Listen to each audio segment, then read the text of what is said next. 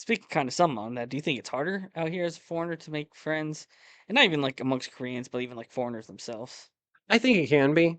I think the what happens here now is that people who are a part of the foreign community, I think people get involved really fast, which is okay. You just know what you like and you want to do the thing you want to do. I've been a part of Shakespearean plays. There's a whole theater group for that. And there's a whole theater community that's a part of that, and they participate in that way. That's great.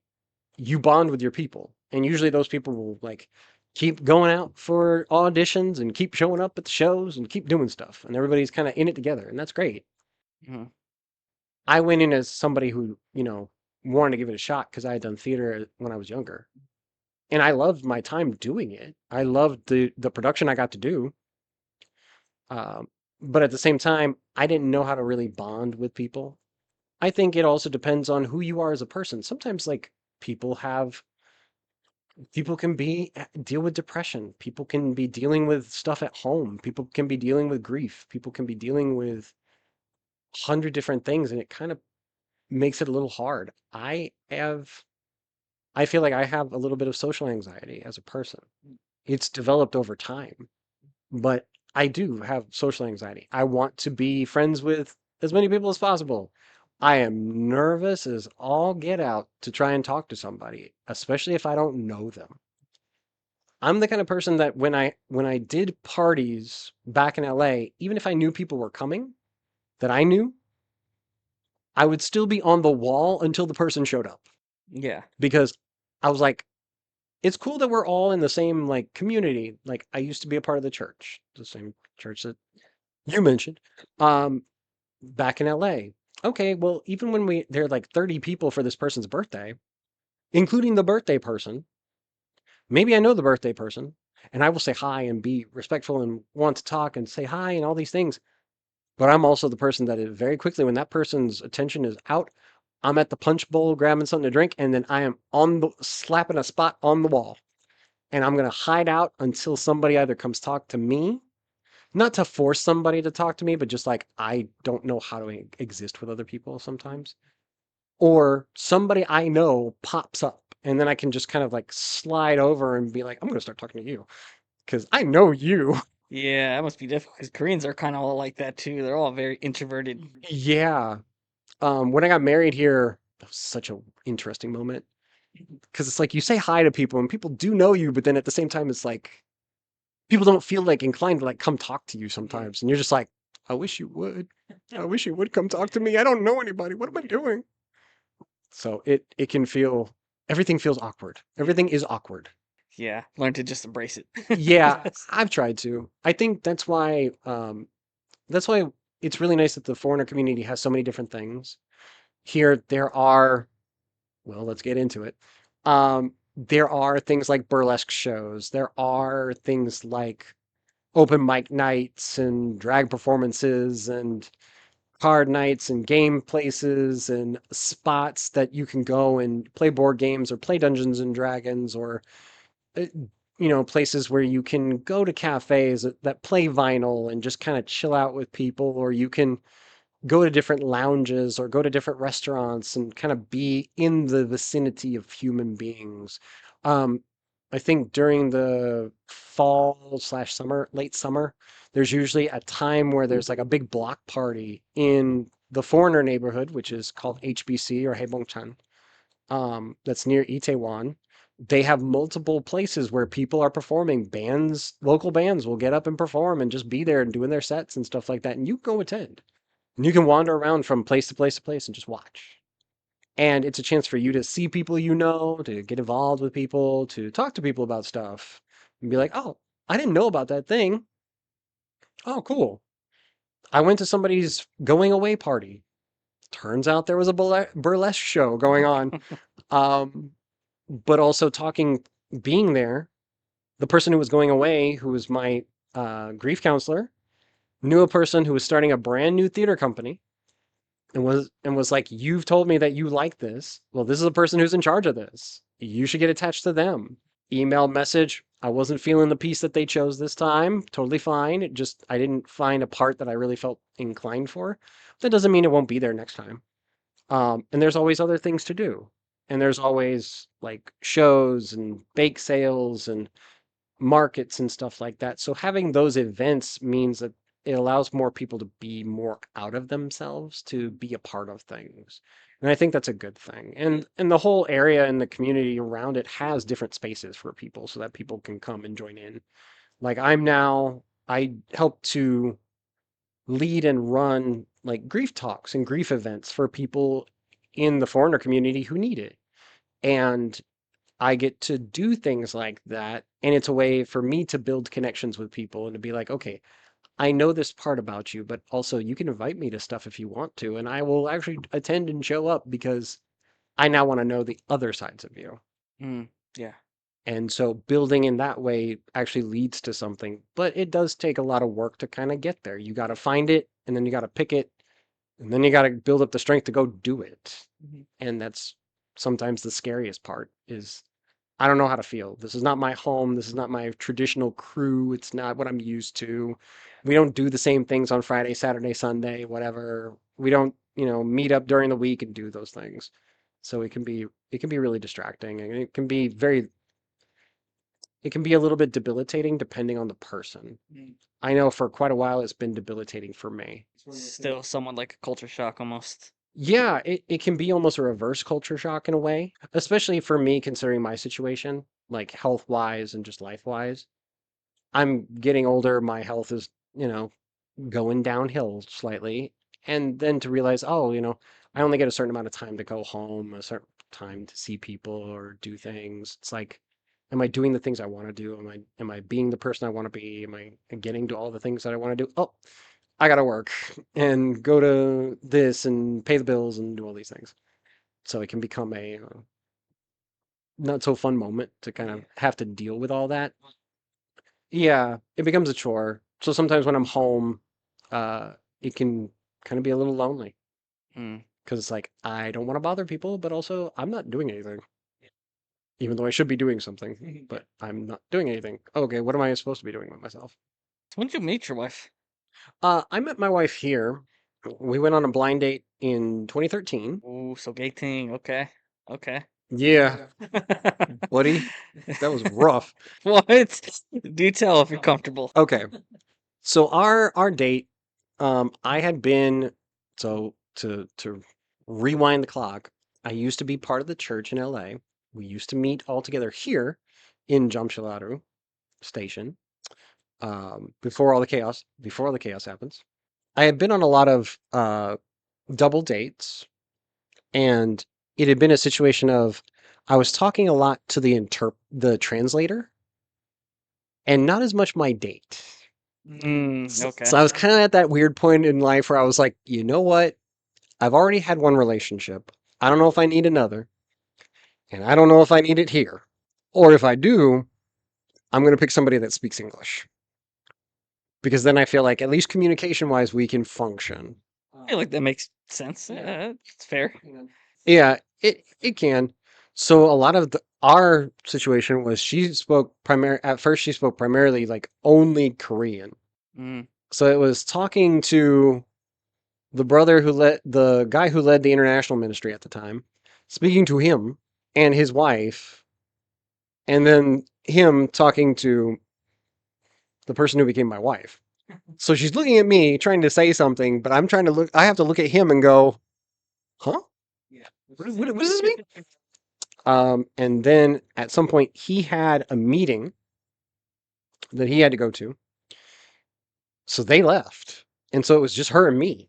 mm, And I was like, I don't know what I'm doing here. I should leave. And I wanted to leave. Um, but then I guess the people in the single ministry that she belonged to had been to Bali on a big church conference, and then they had a binder prepared with simple English questions that they could ask to other people that don't speak Korean. So then she started running down the questions. I answered the questions in English because they were asked to me in English, and I did not know how to explain myself in Korean.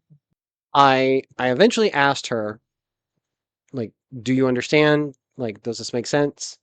And she kind of was like, no. So I was just like, Dang. I don't know what I'm doing here. I gotta go. This is the wrong thing for me to doing. I said goodbye. I left. And the next day, the guy was like, "Hey, how'd it go?"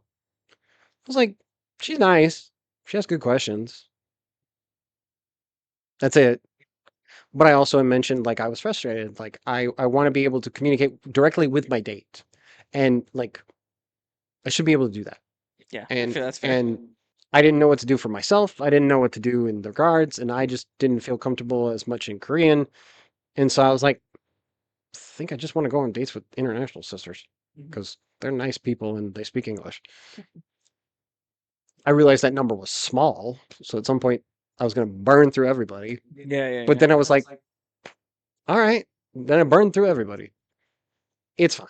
And the church started doing language exchange. So I was like, okay, maybe this is a way I can learn Korean. Unfortunately, the people that were involved with me didn't know how to teach Korean. So I didn't really learn Korean properly. I didn't learn a lot of like vocabulary or useful things. I learned a lot of like nonsense, I would say. Um, Not that I didn't appreciate the try. The effect was not productive. Um, she became one of my students, but she didn't really want to teach me. She just wanted to speak in English, which I was like, I'm not sure how this is going. And then she started messaging me about like how do I like talk to like how do I talk to guys? I was like, you should not. At first, I was like, you should not be asking me this. I'm not the person to ask this. I'm going to explain to you in English what you need to do. But it didn't quite work out, like with a lot of things. And then, in a weird roundabout way, there was a situation that occurred, which was like a big misunderstanding, basically. There was a sports day. So the church went out and did like little competitions and stuff. And then everybody at first in the international ministry was like, we're going to go get ice cream. I was like, cool. I asked her group because they were supposed to be our partner group. I was like, do you guys want ice cream? And they're like, yeah, we want ice cream. I was like, okay, cool. And then as we were walking to the ice cream store, literally people were just peeling off, being like, I'm going home, I'm going home, I'm going home, until I was the only person left. I was like, well, I didn't really want ice cream. I was going with everybody to hang out. Yeah, you're just going with the flow. I was going to hang out. So then I went and met the group and apologized and gave them the money back and was like that. And then she decided she was going to leave her group to come be with me. And I'm like, I'm going home. She's like, oh, well, you live like there's a park. And where I lived was kind of across the park from her and where she was in her household. So I was like, all right. But I was feeling not great. Like emotionally, like physically, like okay. Yeah, emotionally. I was also tired. It was hot. I was not feeling great at all. And she was just pestering me with questions. And at some point, I got mad. I was like, why are you talking to me? What is going on? Uh, okay. And unfortunately, I think that like it came out in a different way than it was supposed to. I was trying to figure out stuff. I didn't mean to be mean. She took it that way and kind of like opened the door real fast, like for herself, her emotions was just basically was like, I like you. It's like, what? Well, that's very open up front. Yeah. I was like, eh, all right.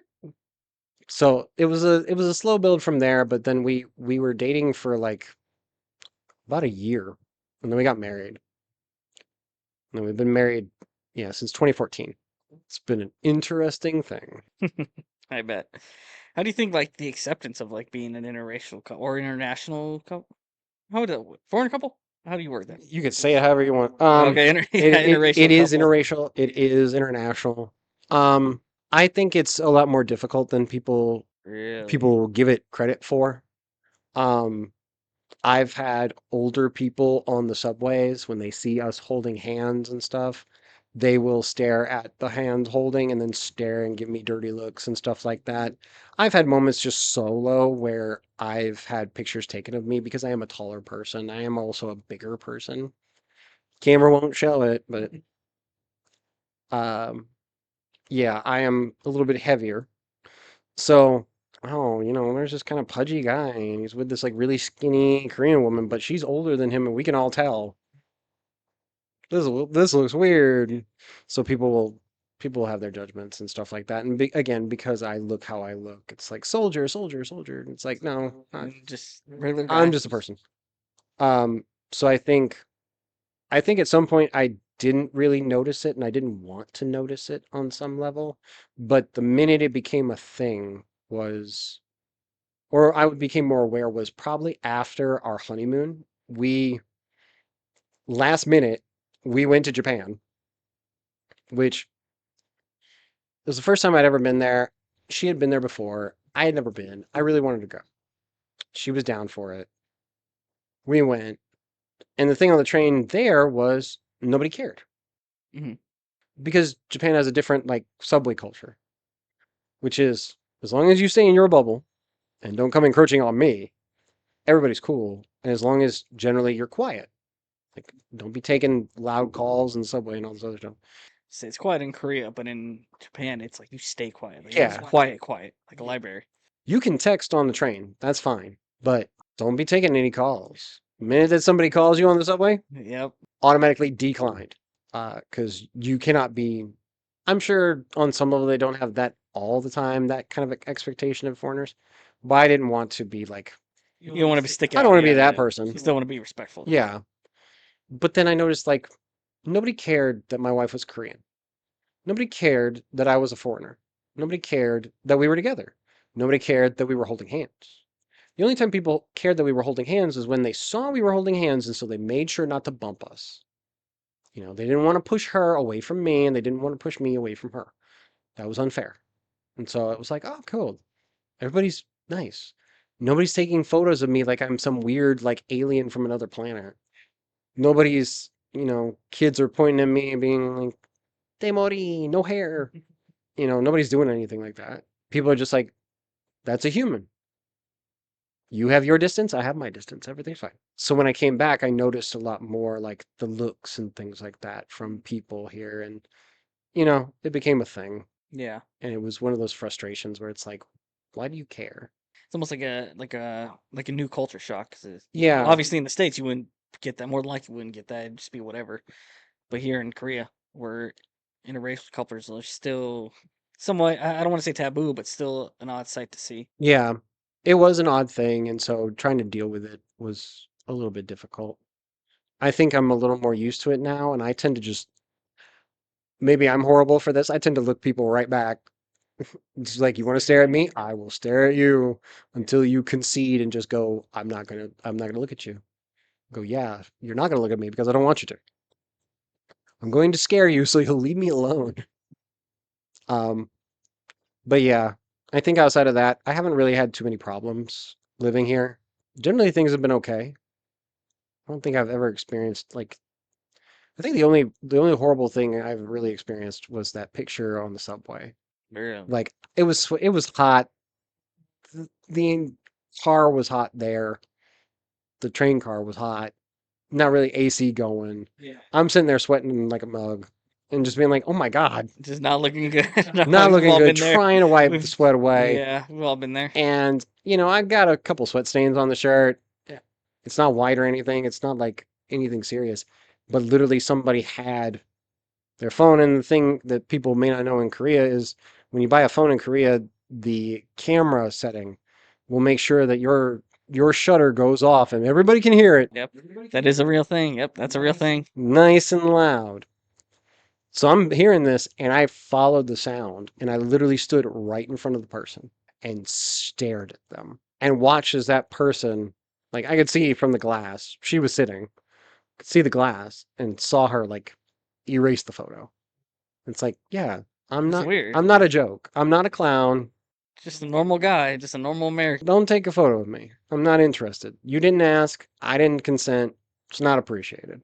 For quite a few foreigners, I always think to myself, I don't know if I've ever noticed somebody taking a picture of me. I mean, at this point for sure, because every foreigner I know has a story, and I've only noticed it outside, like specifically China. I got a lot of pictures taken, But I don't know. Like I still think I'm pretty observant. I also just think I'm really uncaring about a lot of things.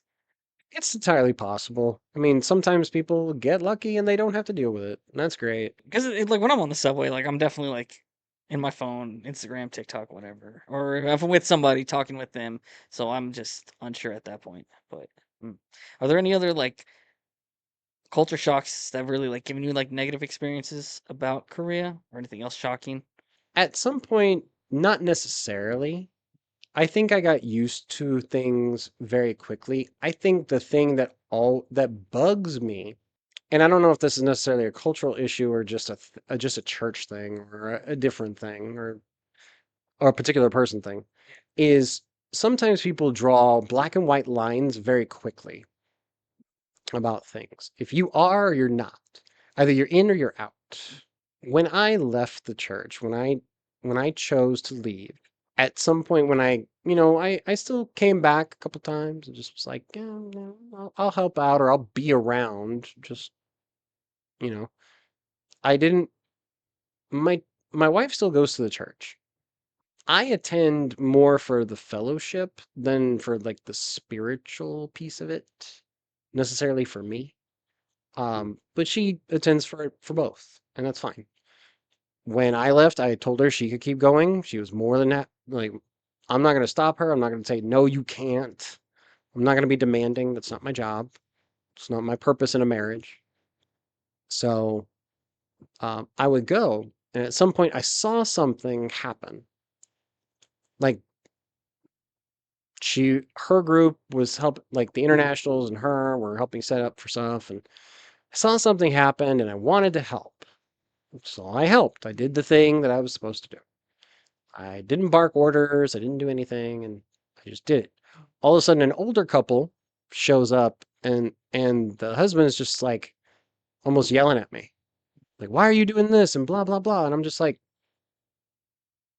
"Because you guys need help."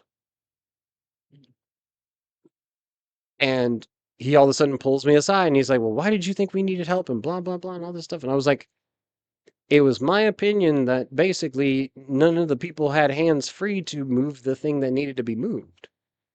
And for the sake of everybody doing the thing that they wanted to do, forget if it was a table or chairs, something needed to be moved. So I was like, well, I have two free hands. I might as well move it. So let me move it. And if somebody wanted to move it back or say, oh, no, don't worry about it, that's fine. This person did not want to. And literally was like, well, because you're not a Christian anymore, we don't care about your opinion. Mm.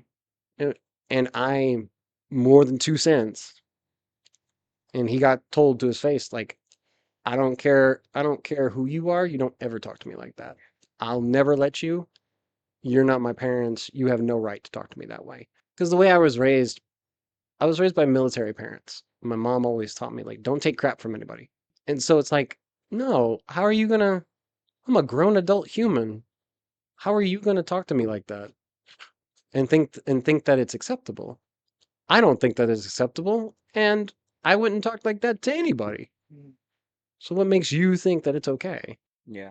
But things becoming very like black and white like that, like, oh, because you're not a part of this group anymore, we don't have to really like care. Mm. And it's like, oh, really?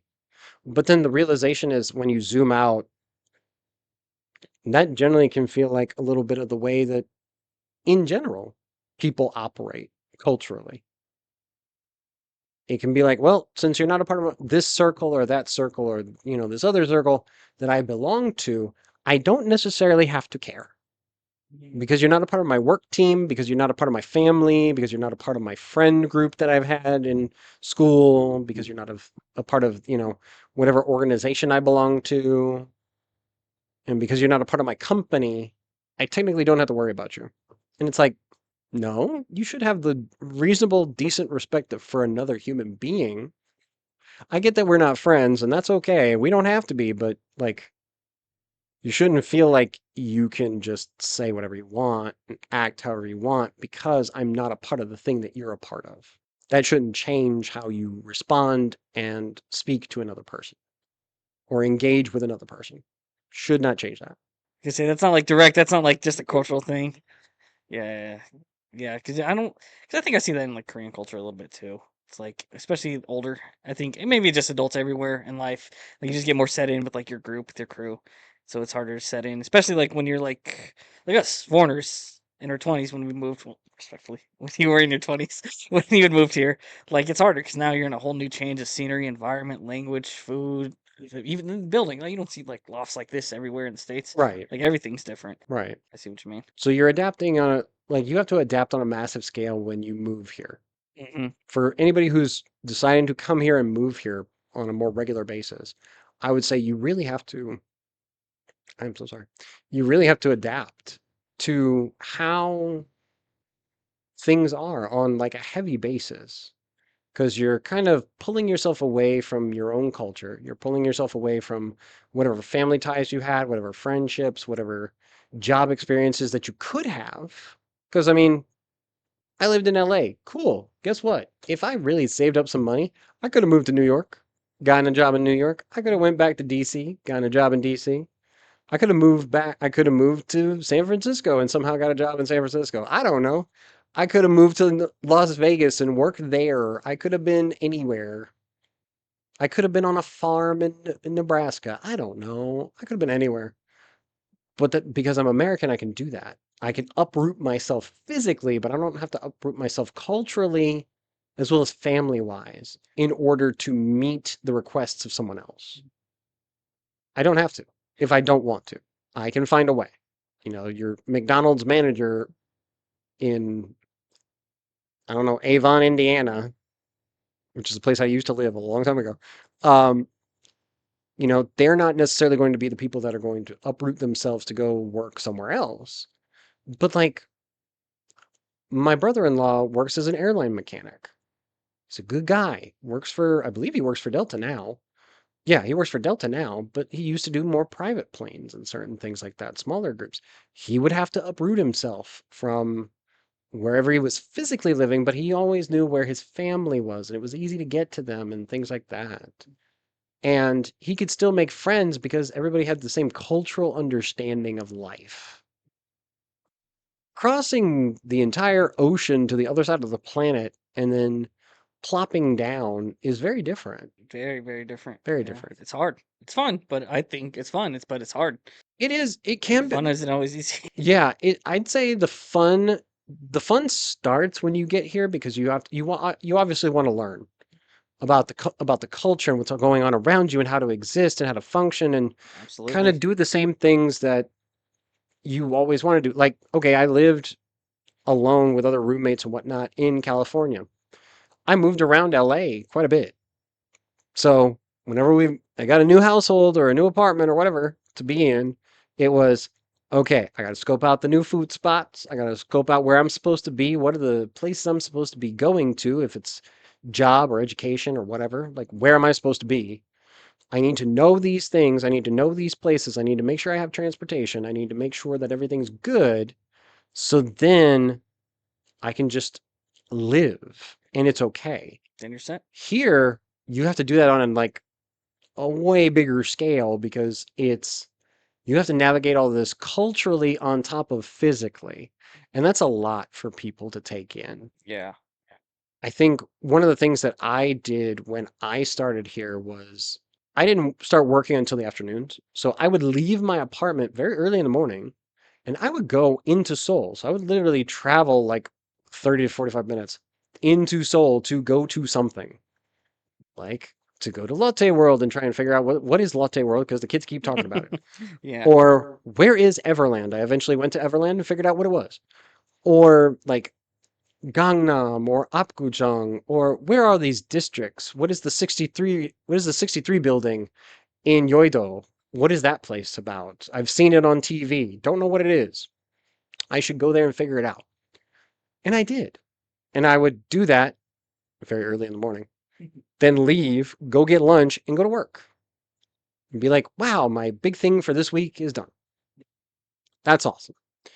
I wouldn't do it on the weekends because usually I had plans on the weekends, but I would sit there and be like, during the week, I didn't have anything to do. So I would just sit there and go, okay, I'm going to make it this day. I'm going to get up. I'm going to do this thing. I'm going to go to that place and I'm going to go there because I want to see what it is, or I want to know what this is. What is Insadong? What is Gwahamon? What is all this stuff? What is City Hall like? What is the Chonggicheon? What is Dongdaemun History and Culture Park? Or the DDP, the I was about to say Diamond Dallas Page, but that's a wrestling reference for Yeah. nobody. The Dongdaemun Design Plaza now. All of those things. It's like, oh, I want to see that. I want to know where it is. I want to know what it is. I want to be able to say, okay, if I need this or want this, or I'm next to someone that wants to do this, this is where we go. And so I know, just like I knew in LA, okay, you want that? This is the neighborhood to go. I can take you there, or I can tell you the intersection. Or, okay, you want cheap, you're looking for like clothes, but you want, maybe cheap clothes, or you're looking for like certain things. Okay, garment district between here to here, right here. Let's go there. I'll take you on that. I'll take you Yeah, yeah, yeah. like doing that. Because that's what I used to do in LA. I used to be like, okay, let's go. Like, you want to go to that thing? Let's go to that place. And I knew where the place was. And if I didn't know, I'd figure it out and then be able to go back there. Here, obviously, I don't have a car, but learning it is still a good thing because then I'm like, okay, you want to go shopping for a particular thing? Cool. I'm going to take you to Myeongdong because that's the spot for shopping. Let's go. And I know exactly how to get there the easiest and fastest way from wherever we are. So it's like, okay, let's just go. So I think doing stuff like that is good. I think at some point though, if you do that too much, or you just kind of burn yourself out, everything loses its joy. So that's the thing. I think also a little tip for people that do move here, bucket your time, store it away for the chance to go places. And I don't mean like traveling to the things like places like Daegu, Busan are great. Jeju's nice when you can go, but also China's nearby, Japan's nearby. Australia's not so far of a flight necessarily. It's not the same as going from like LA to Australia, which is horrible. So being able to travel on this side of the world a lot more often is probably a better thing to bucket your time for and your money to go, I want to have experiences. Because eventually, when you do go back home, you kind of sit there and go, well, I went to that one place, but you didn't go to all the other places that you really wanted to Yeah. go. And you're like, oh, No, I feel that. I could have Yeah. done it. It's like, yeah, Yeah. you could have. Yeah. I don't know about now. What do you want to do? Yeah. Speaking of which, what other countries nearby have you visited? Mainly Japan and China. I'll admit the way I visited China was like an indirect way. So, well, you go through North Korea or something? No, not necessarily. What happened was it was at the end of my contract. I was flying home. My school bought the ticket. So it was a flying from Seoul to Sichuan? no, Guangzhou. Okay. Oh, okay. Yeah, yeah. Down south. Yeah, south, more near Hong Kong. Like down south. Like that big airport. Yeah. Guangzhou is huge. It's much better now. Really? It's changed that much? Yeah, I hope so. From the looks of the airport, it did. Yeah. I've been there and it was pretty nice. It was Okay. big and hot. Probably. I don't know. Every time I got there, it's always really hot.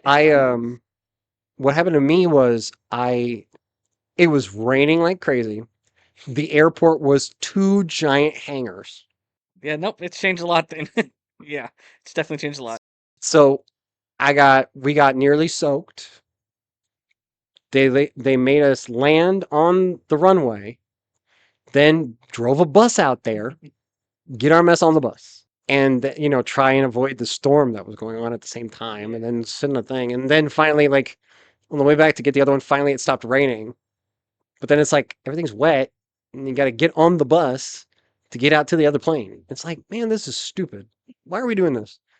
Um, Japan, I've been 3 times. Um, my wife, my wife and I went once to Tokyo together, and then I convinced her to let me go by myself to Tokyo. There were things I wanted to do in Tokyo that she was not so interested in, which is fine. My wife loves fashion. She loves shopping. I am not that person. I am very interested in culture and food. We both like food, but um, like I want to know what locals know. I want to be able to see things like so if somebody local knows a spot, I want to follow you and figure out what the spot is. Why is this spot so good? And why is it not on the map? That's what I want to know. Or I want to go and walk around little places and be like, oh, there's a little shrine out here. I'm going to take a picture of this because that's not a normal thing. I didn't expect to see that. It's not one of the big tourist locations. Cool. Not a problem. It's not a big thing for me. I'm interested in just the fact that it's there. Yeah. Or what is going on culturally? What are the festivals going on? I want to be there. So I went for 3 days by myself. And that was the first time it had been a trip that I took by myself with my passport that was not job related and not going home. So I was like, Cool. Solo adventure. I get to have my first solo adventure. It gets to be the place I always wanted to go anyway. And then we went back because she had been to Osaka, but she had not been to Kyoto. What? Kyoto's beautiful. Kyoto is beautiful. It's a little crowded now, but Yeah, it was packed last time I went. yeah. But when we went, it was mildly packed, but not like extremely packed. And we had a great time. We had a typhoon come through while we were there, Dang. which made it a little tough to get back home because some stuff was canceled because some airports were flooded and other stuff. A whole bridge to get to the Osaka airport was destroyed. Like a boat had been smashed into the bridge. So the street above the railway down at the bottom of that street was basically like no good. So the only way to get people off of the little island that had been created to get them to the mainland was basically like transit buses, just a shuttle bus going back and forth and back and forth, back and forth. So they immediately told us, they're like, you're not going through there to get home. So it became a, how are we getting home? And we needed to get help, and we got help, and we actually went to, so we landed in Osaka, got to hang out in Osaka for a little bit, and then go to Kyoto. Spent a bunch of time in Kyoto. Had to stay a whole day in the hotel because of the typhoon. Typhoon left, got to go wander around for a couple days, and then had to go to Nagoya, which is over an hour away. You take bullet train? Yeah, we had to take the train. Okay, cool, cool, cool. Some of the way you can't take the way we were going is not the way for the bullet train. We couldn't take the Shinkansen. Dang. I wanted to, but also that was expensive. Yeah, that's really expensive for no reason. Yeah. Well, it moves so fast. So we had to take the regular train, so we had to do a couple swaps with full luggage to get down to Nagoya. Managed to find a last minute room, stayed overnight, woke up at 6 a.m. to get to the bus to get us to Nagoya Airport to go home. I was like, this has been an adventure. But beyond that, I haven't gotten the chance to. I'd wanted to go see Singapore, but Singapore is always hot and wet, Dude, it's insane. and that's not my that's not my favorite weather. I'll tell you that it's worse than Korea. It's not my preferred terrain. Yeah, it was brutal last, when did I go? July? That's not my thing. Yeah. I would love to go to Japan one more time. I want to go to Hokkaido, the island in the north. Should go during winter.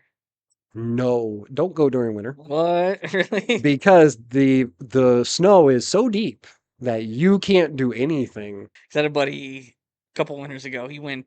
It might have been Sapporo. Not thinking about it, but I think it was Hokkaido, and he went for snowboarding. Well, Sapporo is kind of the big city in Hokkaido. So Okay, so that's if you same thing. if you fly into Hokkaido, you're basically flying into Sapporo. Yeah. Okay. That's where you're going. Yeah.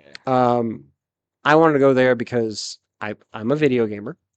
Recently, I played Ghost of Yote, and Yote Mountain is located Is that where it's at? Yeah, Yote Mountain is in Hokkaido, and there is a in the game you meet a traditional group of individuals that are like native to Hokkaido, to the island, and those people, like, they're still there on the island. Their culture is still represented. There are still festivals and things. And I was like, I would love to go during the springtime and watch this and watch them have their festivals and do these things. Now that I understand this and have seen a piece of this culture, I would love to experience it firsthand and learn more, ask more questions, do more stuff. Yeah. Yeah. That would be the thing. I'd love to go to New Zealand and Australia. That's one of those like I don't know if it'll ever happen things. What? Oh, it'll happen. You'll manifest it. Um, It'll happen. I need to win the lottery at this point to be able to do all the things I want to do. I have been plenty of places in America, obviously. The only place outside of America that I've been to other places, technically Mexico.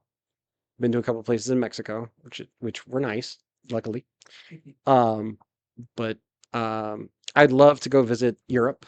I would love to go visit Paris. Here it's beautiful.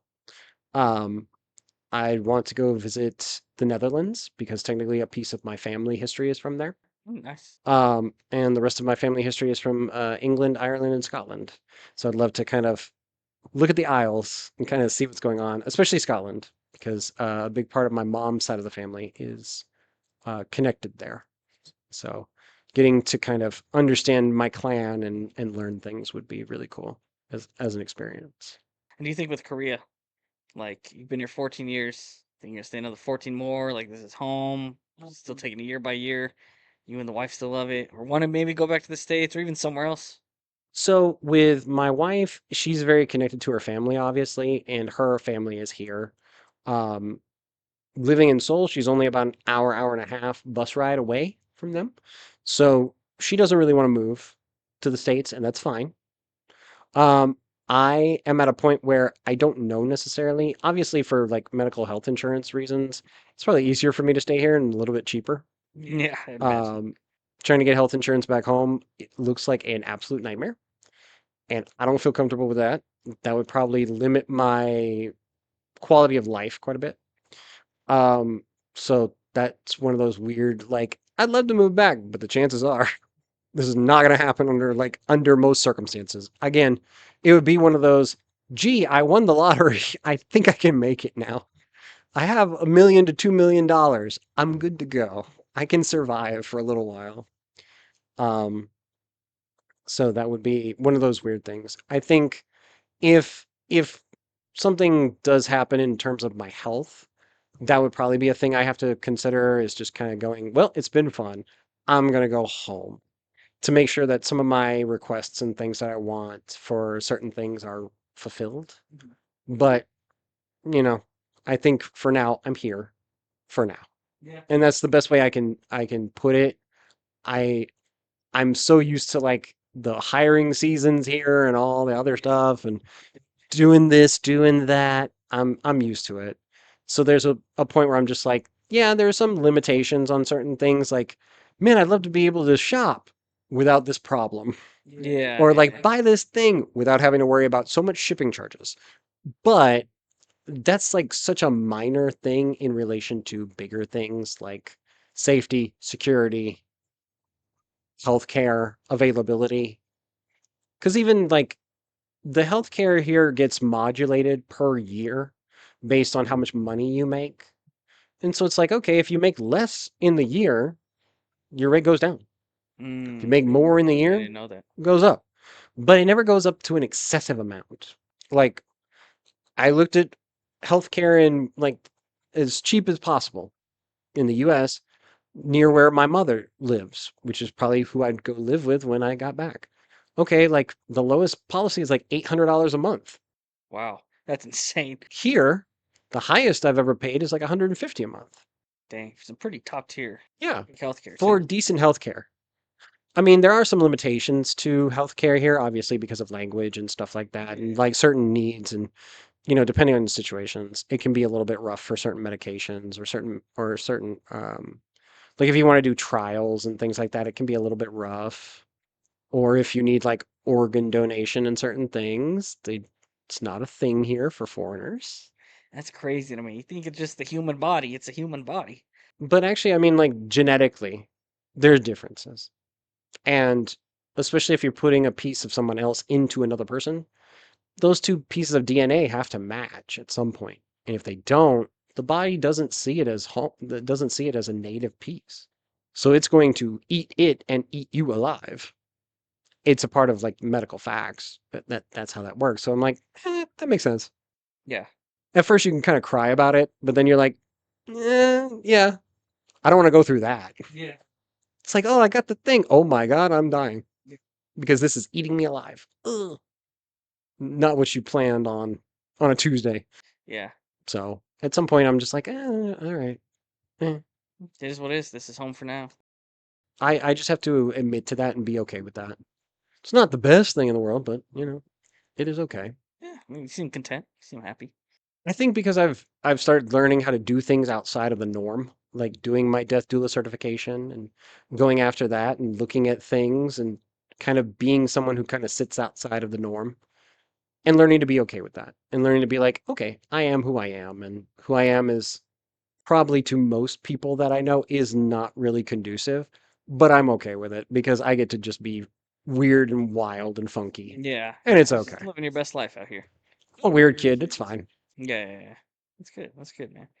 Any other questions?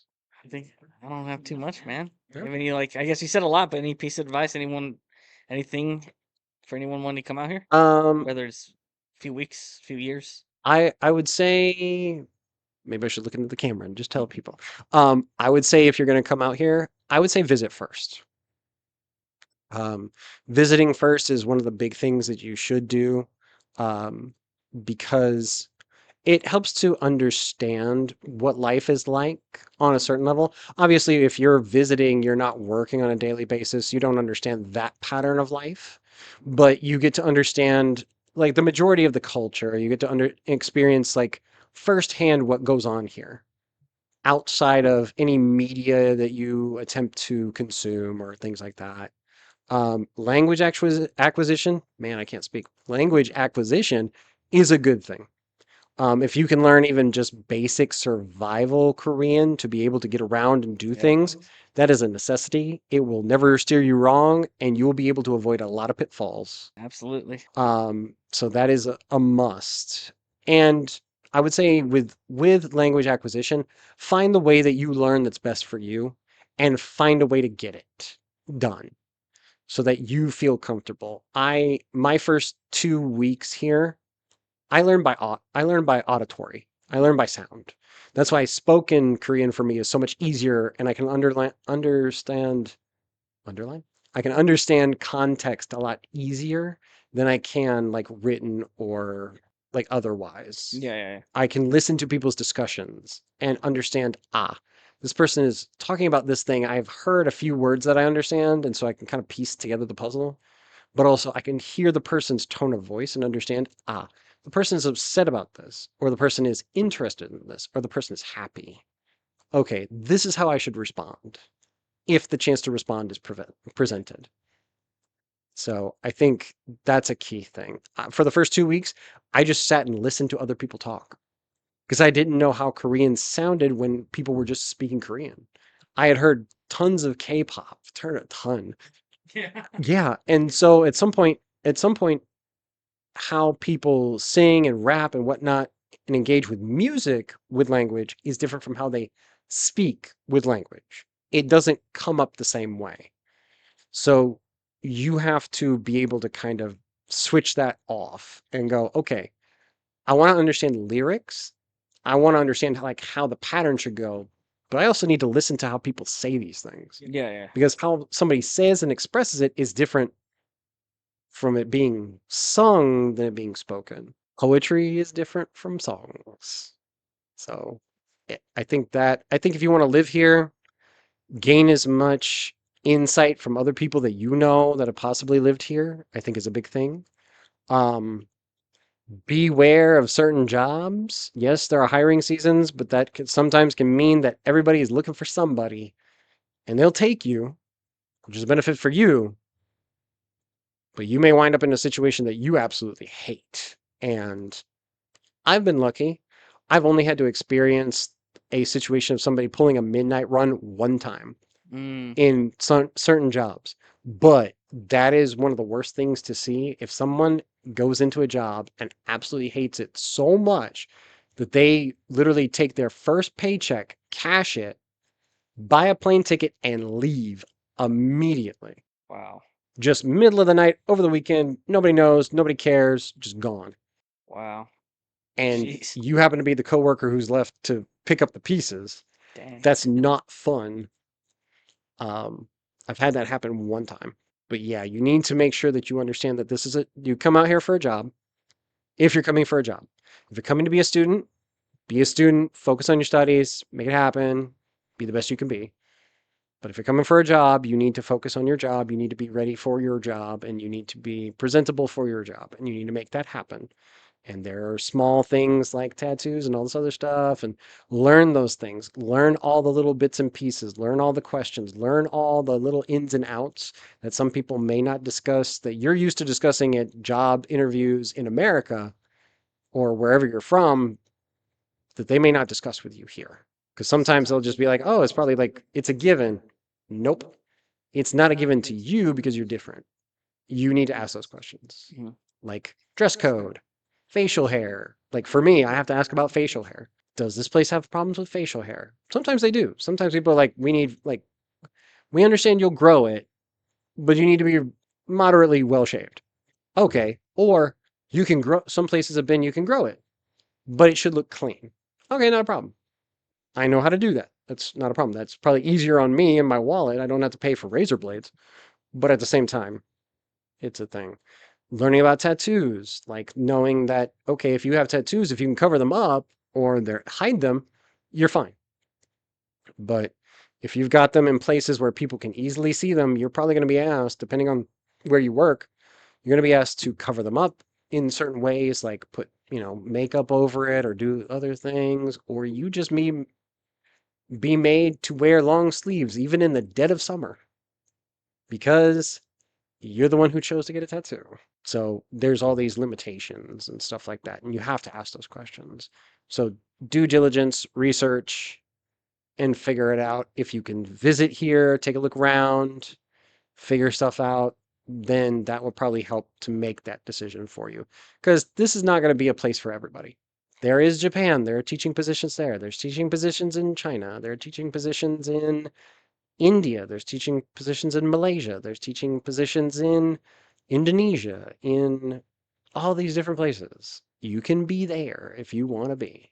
You don't have to be here if you want to teach English, but this just happens to be the easy spot that most people think of for that. Appreciate it, man.